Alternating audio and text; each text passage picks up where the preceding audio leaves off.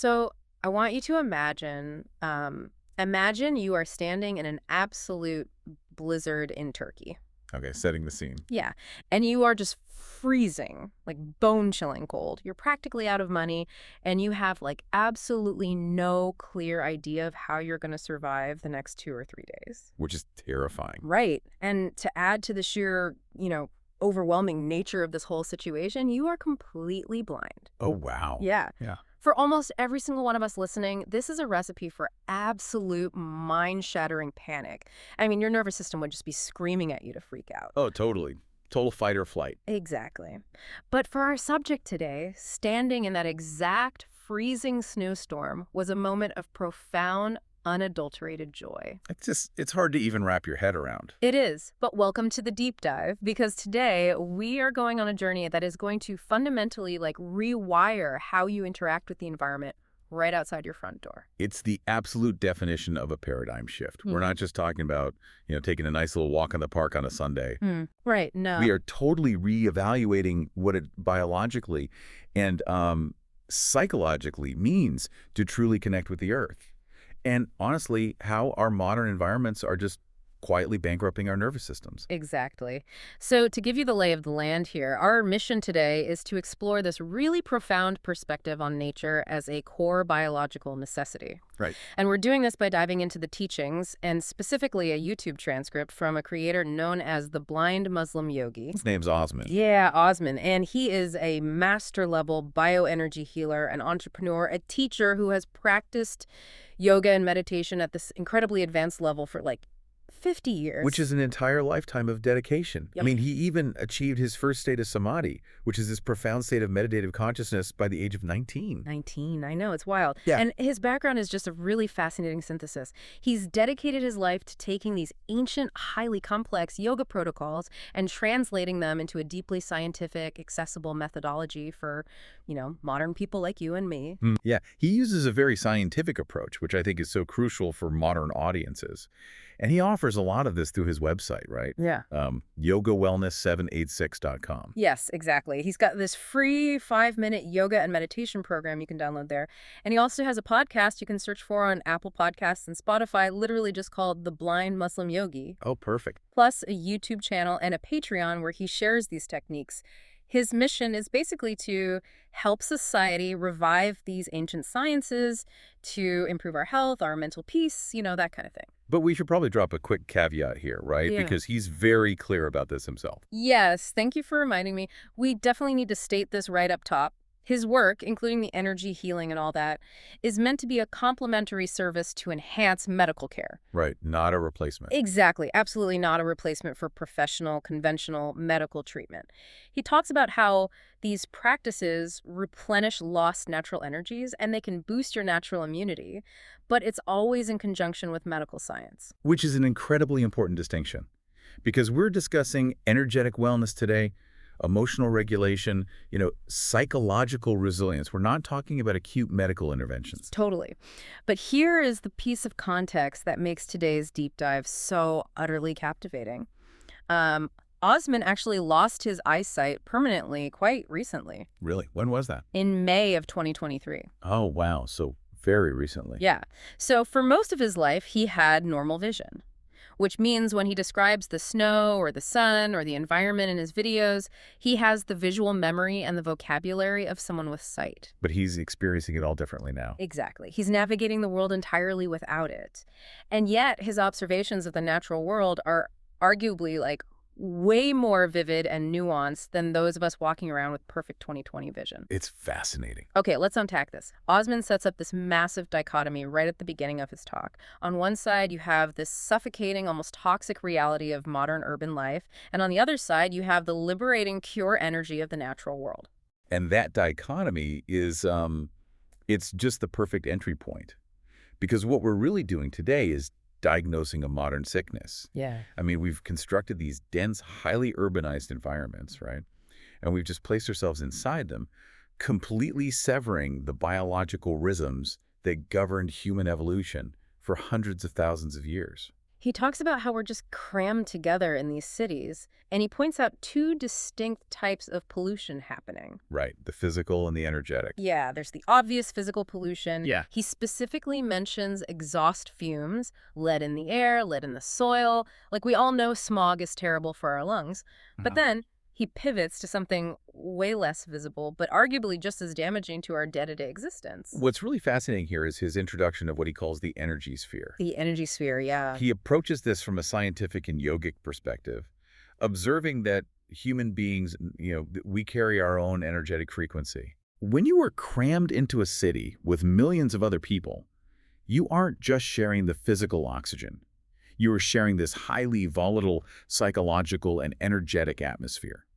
Osman points out that the general mass of people in these environments is operating in a stressed, negative beta state. Okay, let's pause right there, because beta state, I mean, it sounds a little bit like a buzzword, but there's hard neuroscience behind that, right? Like, what exactly is happening in the brain when he says the masses are in a beta state? Yeah, it's a very precise neurological term. Your brain produces different frequencies of electrical activity depending on what you're doing. Yeah.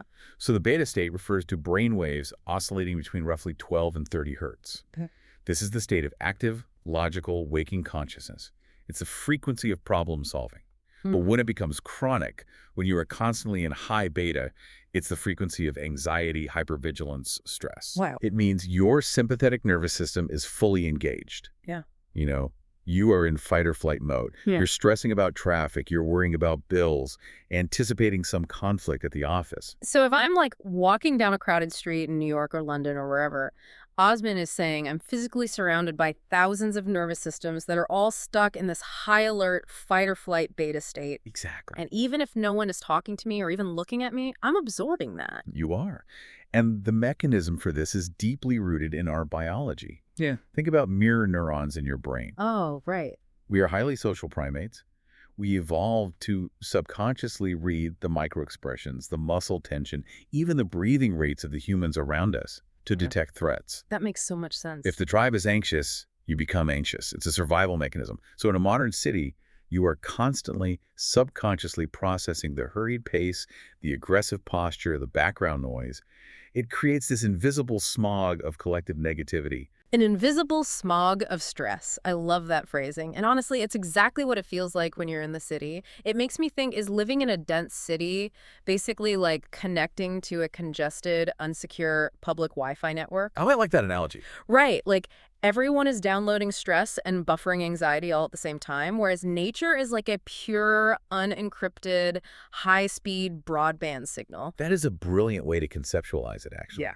On that public Wi-Fi network of the city, your mental bandwidth is just constantly being drained by background processes you aren't even fully aware of. Yeah. You're processing the noise of construction, a siren 3 blocks away, the palpable tension of that guy standing way too close to you on the subway. That's the worst. Right. Your nervous system is constantly pinging the router, so to speak, trying to establish a secure connection in a fundamentally insecure environment.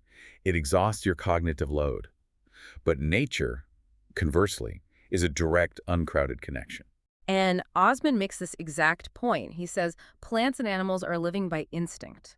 They aren't sitting there broadcasting anxious, negative thoughts into the energy sphere. No, not at all. They're just existing. So when you step out of the city, like even just going to a park or a local hiking trail, you are literally logging off that overloaded Wi-Fi network. And that disconnection is biologically vital for us. Because when we are stuck on that congested urban network, continuously bathed in those beta state frequencies, we actually begin to lose our perspective. How so? Well, the constant low-grade cortisol in our system narrows our focus. It creates a state of deep psychological myopia. We lose the ability to see the bigger picture because our brain is functioning as if we are under an immediate, localized physical threat. Okay, so if the urban environment traps us in this anxious beta state, how does that actually distort the way we see our own personal lives? Because Osman has this fascinating observation about what happens when humans get too focused inward. Right. When you're trapped in that chronic stress response, your brain's threat detection system goes into absolute overdrive. And because there usually isn't a literal predator chasing you down the street. Hopefully not. Yeah, hopefully not. Because there's no physical threat, that detection system turns inward. Osman observes that human beings have this profound tendency to look way too deeply into our own lives. We do. We overthink everything. We micromanage ourselves. We view our own existence microscopically. Yes. He says because we are zoomed in so incredibly tight, every single small problem is magnified to like catastrophic proportions. We convince ourselves that we have the absolute biggest problems on the entire planet. It's a classic cognitive distortion. The scientific term for this involves the brain's default mode network, or the DMN. But DMN, okay. When you aren't focused on a specific external task, your DMN activates. It's basically the idle state of the brain. But in modern humans, the DMN is heavily associated with ego, rumination, past regrets, future anxieties. Oh, so it's the overthinking engine. Precisely. When you're isolated in your own internal monologue, your subjective emotional experience becomes your entire objective reality. A rude email or a missed deadline feels like a literal life or death scenario because your body's alarm system is firing the exact same neurochemicals it would if you were physically under attack. But then Osman offers this incredibly simple, profound counterexample. Remember, he's navigating the world largely through sound now, and he talks about just hearing a bird chirping. It's just a bird. Just a single bird in the middle of the city. And he notes that this bird is going about its day entirely synchronously. Life is just continuing. The bird isn't sitting on the branch crying. It isn't depressed. It isn't lamenting that it's all alone in this massive, noisy city. Right. It is simply doing its work. It's looking for food. That's it. The psychological pivot Osman is offering here is just remarkable, and it goes right back to the neuroscience we were just discussing. When Osman hears that bird, it acts as a pattern interrupt. Okay, what exactly do you mean by a pattern interrupt? Like, how does a bird's sound actually stop anxiety? So a pattern interrupt is a sudden stimulus that derails a habitual thought process. When you hear that unexpected natural chirp, your brain's default mode network, that engine of anxious rumination we talked about, is forced to temporarily deactivate in order to process the novel auditory stimulus. Oh, wow. So it literally forces your brain to switch gears. Yes, it snaps you out of the internal simulation and grounds you in external reality. Right. By shifting his focus from his internal, potentially microscopic problems to the external reality of that bird, Osman instantly right-sizes his own life. Because the bird doesn't have an ego. Precisely. Yeah. The bird doesn't have a concept of fairness or success or social status in the human sense. It operates purely on instinct and biological necessity. It is cool, calm, and collected because it completely lacks our capacity for neurotic self-reflection. Right, like it doesn't have an inner critic telling it that its chirp isn't quite as melodic as the bird's chirp next door. No. It's not worrying about its 5-year plan or its retirement fund. Exactly. When we observe nature, whether it's hearing a bird or feeling the wind, we are observing complex systems that function perfectly without the heavy, exhausting burden of ego. And that observation alone can pull us out of our own ego-driven anxiety. It reminds the nervous system that existence can actually be simple. So what does this all mean for you, the listener, right now? Like, imagine you're having a terrible day at work. You sent an email with a massive typo to a major client, or someone cut you off aggressively in traffic, and you are just spiraling. We've all been there. We absolutely have. You are magnifying this problem until it consumes your whole reality. Osman is suggesting that the sound of a bird just truly deeply tuning into that simple instinctual action without judging it is enough to shatter that microscopic delusion. It physically reminds your brain that the world is much larger and much more stable than your inbox. Yeah, it acts as an anchor, right? Exactly. When your mind is time traveling to a fearful future or a regrettable past, the sound of the bird is happening right now, strictly in the present moment. It physically pulls your nervous system back into the now. And he takes this idea of right-sizing our problems even further. He zooms way out from the bird to, well, the literal center of our solar system. He brings up the sun. Yes. And this is where Osman really starts to dismantle what he sees as our deeply flawed, human-centric worldview. Yes, he challenges our anthropocentric biases. Anthropocentric meaning like everything revolves around us. Exactly. The deeply held assumption that human beings are the ultimate point of reference, that we're the main characters of the universe. Right. We think our intelligence makes us the absolute pinnacle of existence. But Osman points out something so obvious, yet we just ignore it all the time. He says, look at the sun. The sun rises exactly when it is supposed to. If sunrise is mathematically scheduled for 6:13 a.m., the sun is cresting the horizon at exactly 6:13 a.m. Right on the dot. It is never late. It never decides it's too tired today. It never has a quote-unquote bad day where it just fails to do its duty. What's fascinating here is the profound philosophical way he attaches to the concept of consistency. Nature operates on duty and rhythm. The sun has been completing its rotation, doing its rounds for eons, decade in, decade out, across millennia. Yeah. It doesn't require a motivational podcast. It doesn't need to read a self-help book to generate the willpower to get out of bed in the morning. It simply fulfills its energetic role in the system. And to really poke fun at our human hubris, Osman brings in this brilliant analogy about ants. I love this part. It's so good. He says, imagine a colony of ants. They communicate with each other, they build incredibly complex architectural structures underground, they gather resources, they even have wars.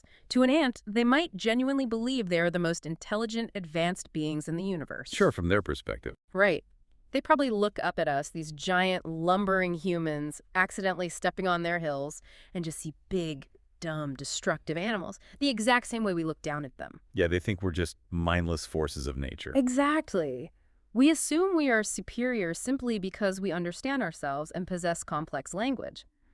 But Osman asks a really cut-him question. Given how much we suffer emotionally, are we really the most superior? It's a beautifully humbling thought experiment, isn't it? We measure superiority by our capacity for complex thought, but as we established with the default mode network earlier, that same complex thought is exactly what traps us in the anxious beta state. Oh, that's such a good point. The sun, the ants, the birds, they represent an entirely different paradigm of superiority. Yeah. The superiority of perfect alignment with their purpose. They are in a state of completely frictionless existence. Think about that for a second. How often do we as humans feel that our personal bad mood is a perfectly valid justification for dropping our responsibilities? All the time. Like, I woke up on the wrong side of the bed today, so I'm going to be short with my partner, I'm going to skip the gym, I'm going to blow off this deadline. We use our fleeting emotional states as an excuse to break our consistency constantly. We do.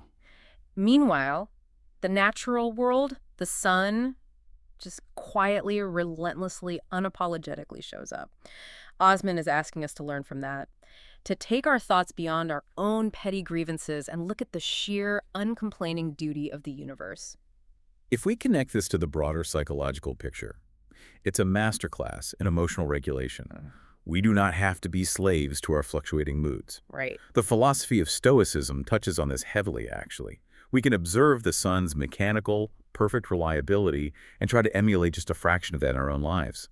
We can strive to be a system that works efficiently and honors its commitments, regardless of whether our internal weather is having a good day or a bad day. Okay, so observing a bird or the sun grounds us. It teaches us consistency and pulls us out of our ego. But I want to play devil's advocate for a second here. Okay, go for it. What happens when nature isn't peaceful? What happens when nature is actively threatening? Because Osman didn't just stay in his city apartment listening to birds, he traveled.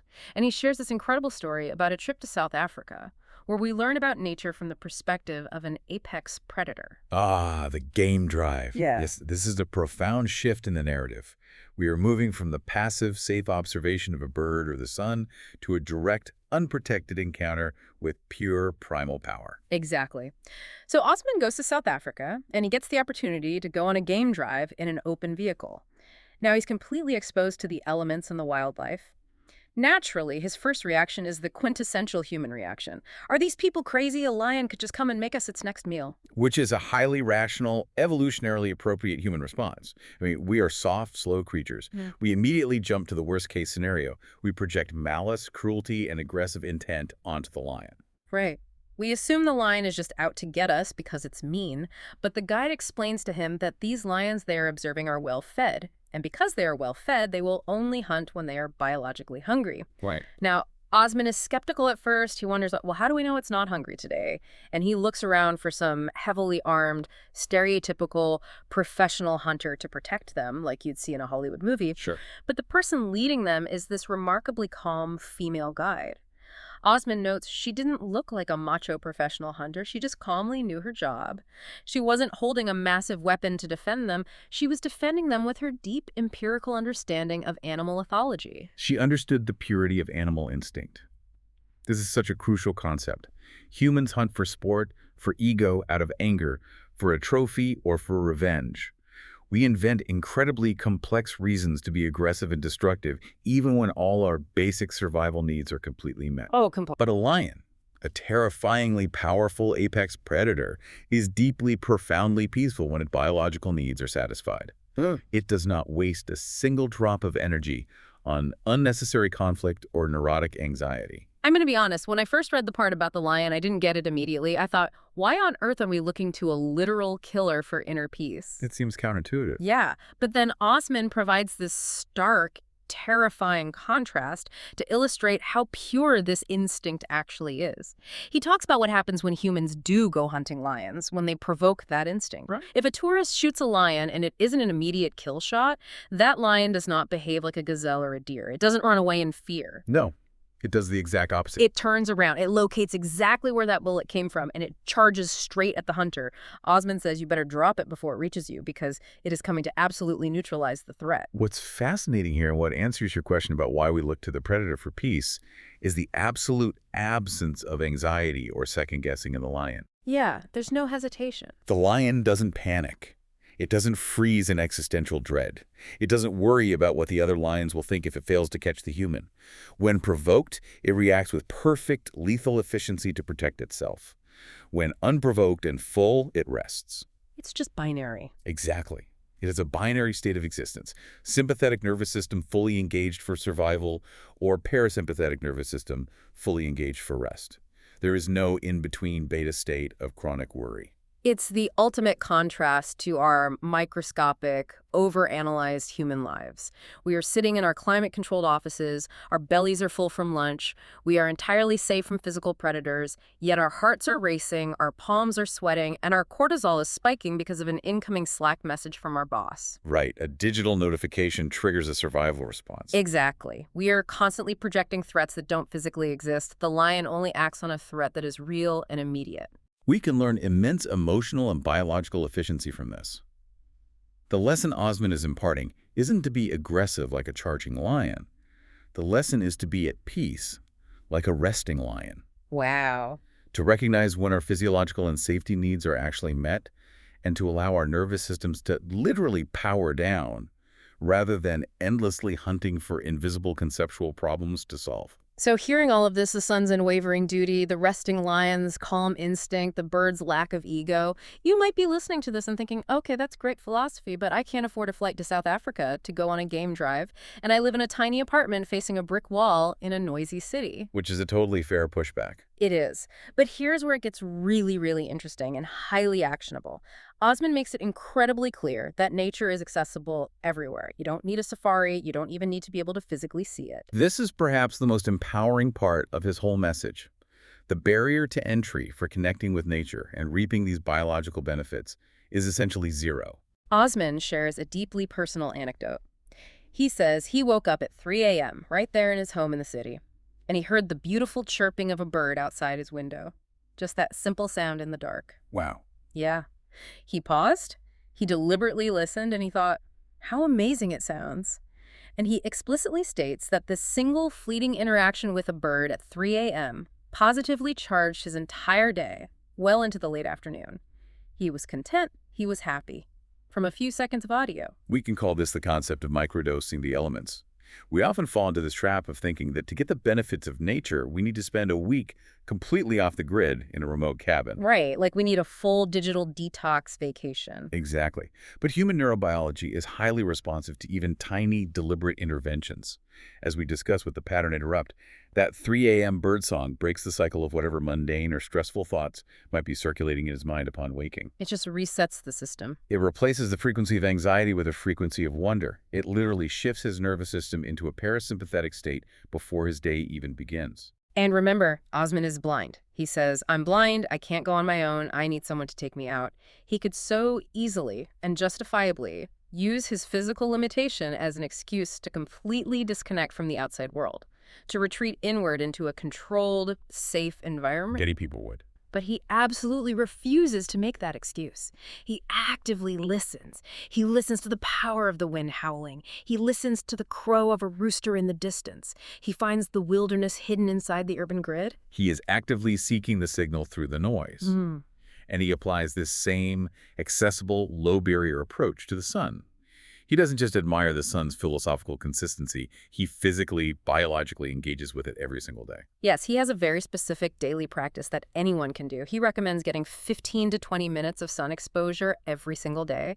And he notes that even on cloudy days, the sun's energy is still coming through. I mean, it's day, not night. The photons are still reaching us.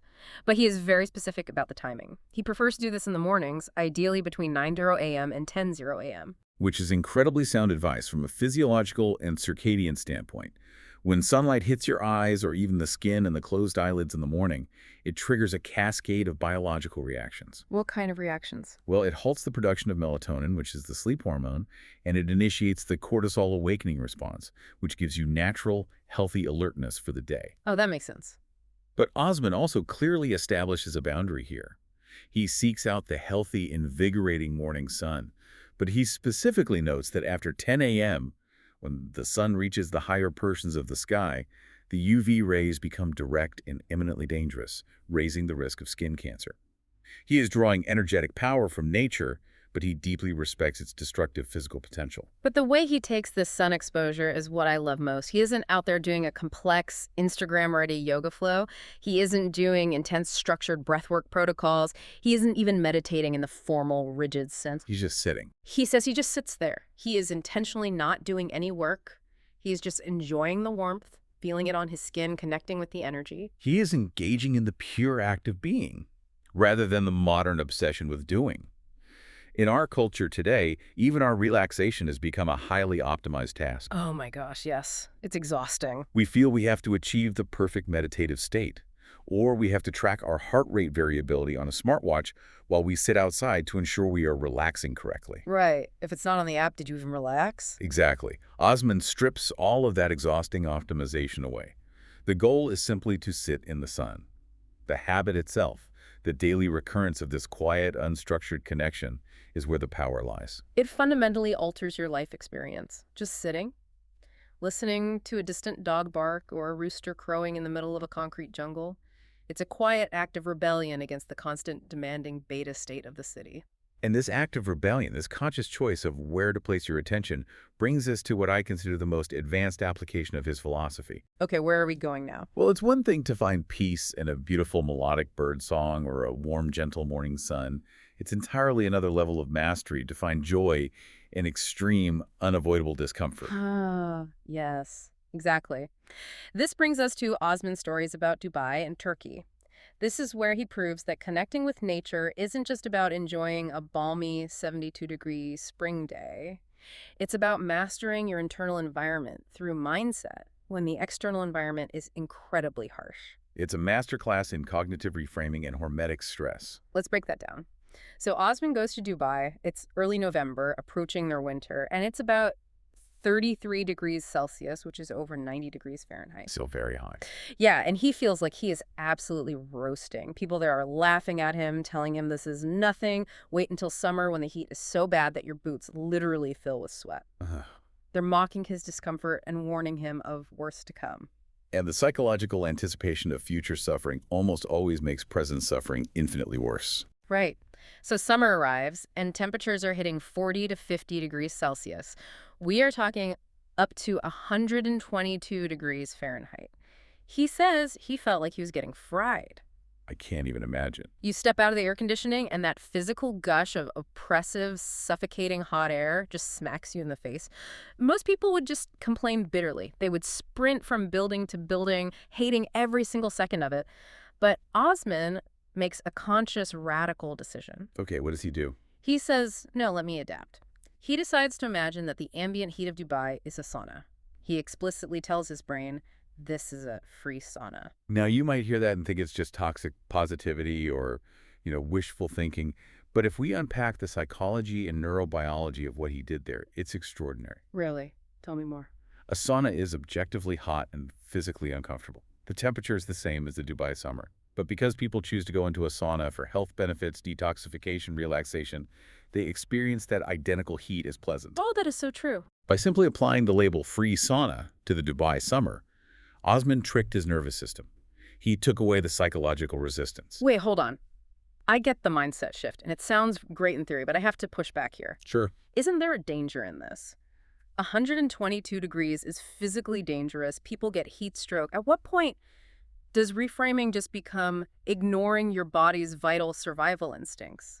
That is a crucial pushback, and it highlights the difference between psychological resilience and physiological recklessness. Okay.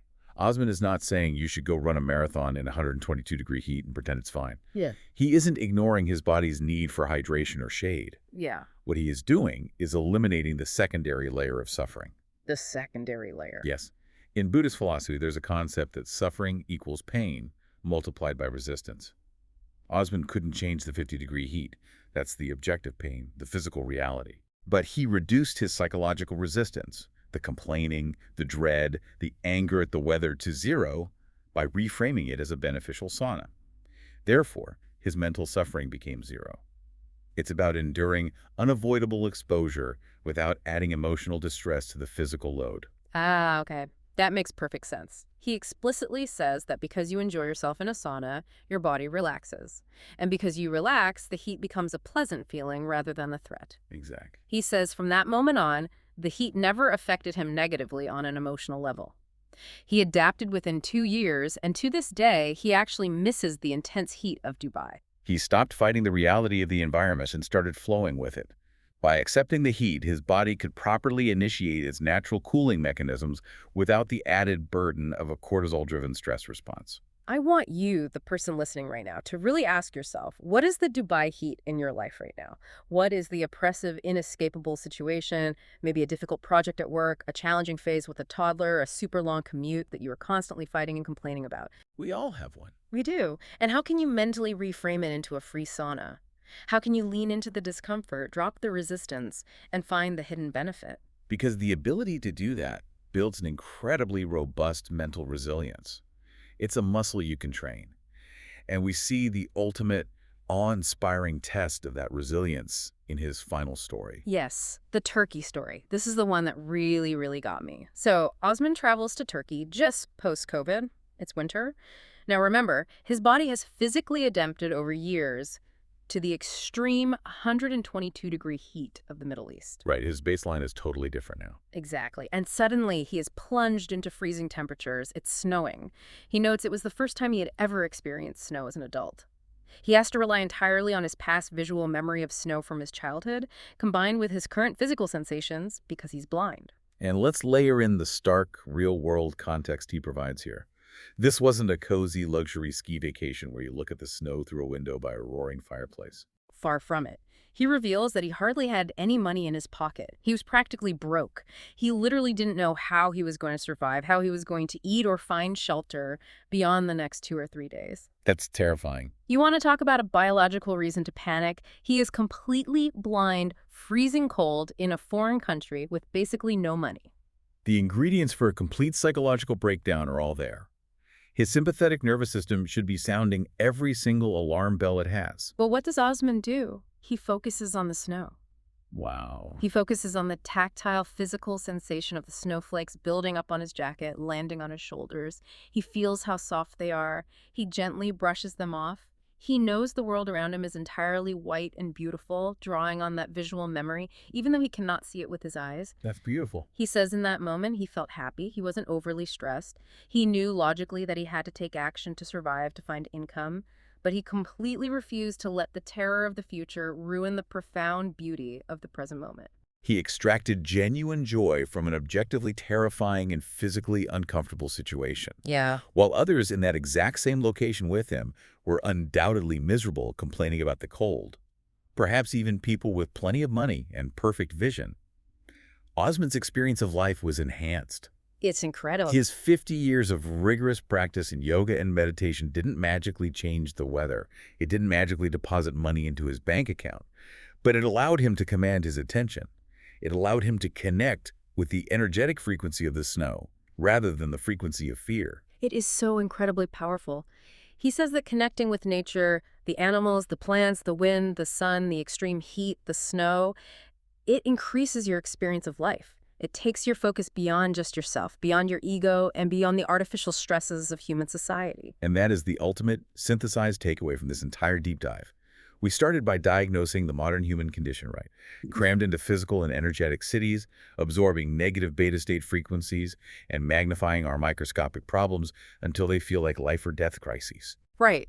Osman's prescription is a deliberate, daily, highly accessible re-engagement with the natural world.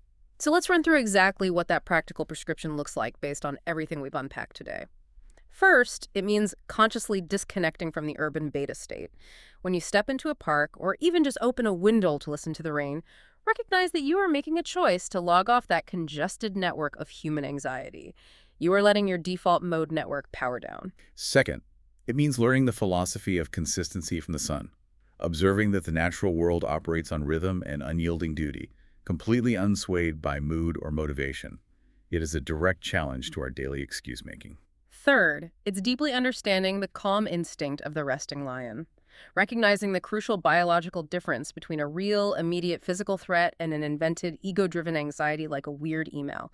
Power down your nervous system when you are safe. Stop hunting for problems. And fourth, utilizing micro-moments.